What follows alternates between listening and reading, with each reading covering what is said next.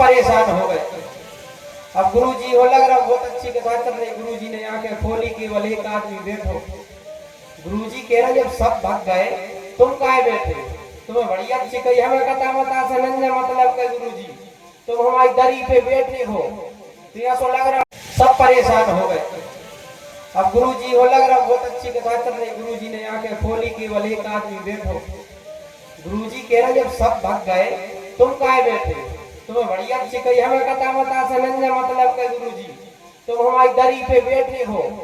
तो ऐसा लग रहा है सबसे बड़ा गुण है यत फलम नास्ति तपसा न योगेन समाधिना तत फलम लभते सम्यक कलौ के सब कीर्तना। कलयुग में सबसे बड़ा गुण है केवल भगवान का नाम लेते रहो तो आपको भगवान की प्राप्ति हो जाएगी। अरे भक्ति कलयुग में सबसे अच्छा क्या है? जो जैसा करता है वो वैसा भरता है। सबसे अच्छा कलयुग। अच्छा कलयुग की एक कथा आती है, सब परेशान हो गए। अब गुरुजी हो लग रहा बहुत अच्छी कथा चल रही, गुरुजी ने आंखें खोली, केवल एक आदमी बैठो। गुरुजी कह रहे जब सब भाग गए तुम काहे बैठे? तुम्हें बड़ी अच्छी कही हमें कथा बता सनंजा मतलब के गुरुजी तुम हमारी दरी पे बैठे हो। तो ऐसा लग रहा जन्म में तू मैं भाव है हारो, जन्म में तू मैं भाव है हारिणी बस तो भैया इसको अपन बेचे आधा आधा करेंगे। तो चलो ठीक है, उसको बेच दिया, 50,000 का वो बिक गया। अब दोनों फिर से मंदिर पे आ गए, कहा चलो 25-25 बांट ले। कहीं नहीं भैया, पहले कहीं भैया भूख लगी है तो एक जाओ तो घर से नाश्ता लेकर आओ। कहीं चलो ठीक है। एक मित्र गया अपने घर पे, अपनी पत्नी से कहा कि हम दोनों गए थे, चोरी की है, घंटा चुराया है, अब आधा आधा कर लेंगे। चलो कहा ठीक है। भैया उसके मन में कपट आ गया, कलयुग का प्रभाव है, उसके मन में कपट आ गया। उसने क्या सोचा, 50 बहुत प्यारी कथा लग रही थी भगवान में, तो भक्त बैठा रहा। अब जब रात्रि हो गई, जब तुलसीदास जी ने कहा राम लला सरकार की जय, तो जब तुलसीदास जी ने आंखें खोली तो केवल उनके सामने एक भक्त बैठा है।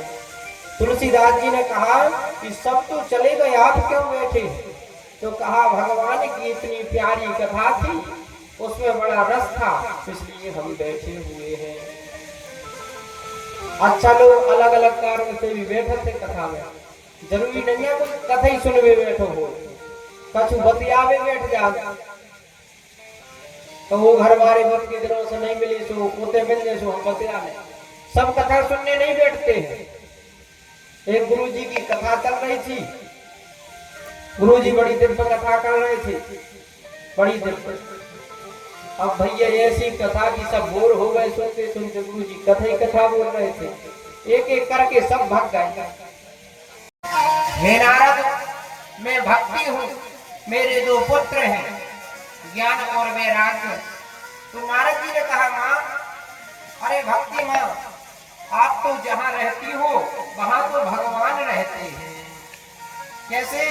जहाँ भक्ति माता रहती है वहां भगवान जरूर आ जाते हैं। और भैया एक बात ध्यान देना, भगवान किसी में भेदभाव नहीं रखते।